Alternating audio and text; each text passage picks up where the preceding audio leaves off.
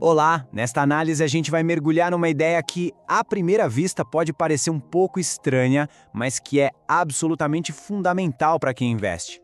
Uma ideia que, se for bem compreendida, tem o poder de transformar completamente a nossa relação com o mercado. E tá aí, a frase que é o coração de toda a nossa discussão. A ideia aqui é uma virada de chave, sabe? Em vez de a gente ficar olhando só para as forças externas, para as altas e baixas do mercado, o convite é para olharmos para dentro, para o nosso mundo interno. Então, para começar, vamos tentar entender por que essa ideia de que a nossa própria mente é inimiga soa tão contra o senso comum.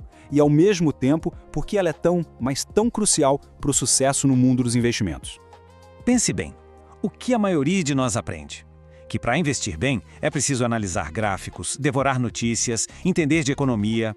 O objetivo parece ser sempre o mesmo: encontrar uma vantagem, ser mais esperto que o mercado. Só que a ideia que estamos explorando aqui propõe algo bem diferente. Ela sugere que o maior obstáculo não está lá fora, ele está aqui dentro. A batalha de verdade é interna, travada com a gente mesmo. Ok, se o problema é interno, vamos dar uma olhada mais de perto dentro da mente para entender exatamente por que ela pode ser considerada a nossa maior adversária nesse contexto.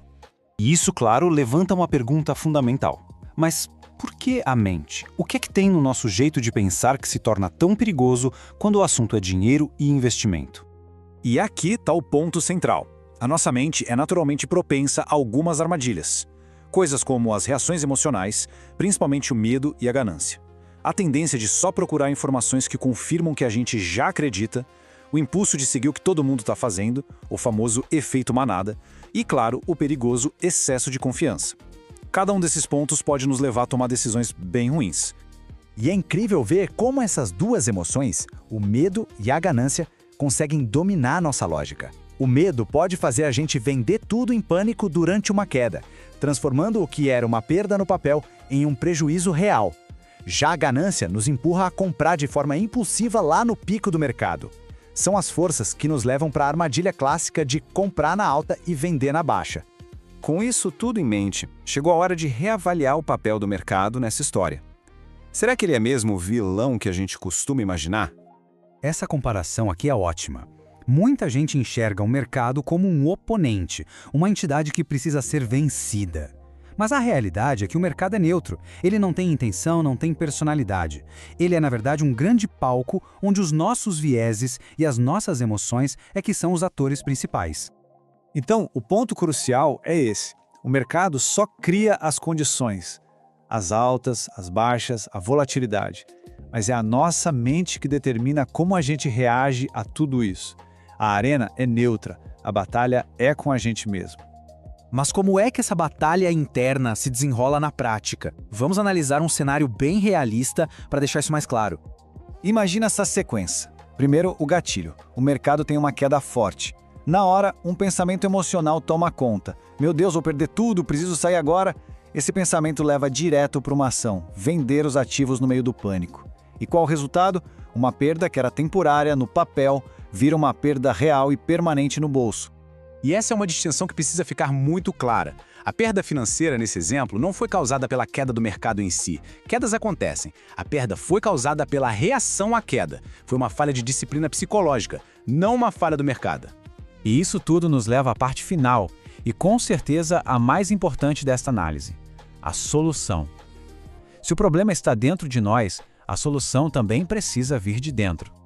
Então, a gente volta à nossa frase principal. O maior inimigo do investidor não é o mercado, é a mente. Só que agora, essa frase não é mais só um aviso. Ela contém a chave para o caminho que a gente deve seguir.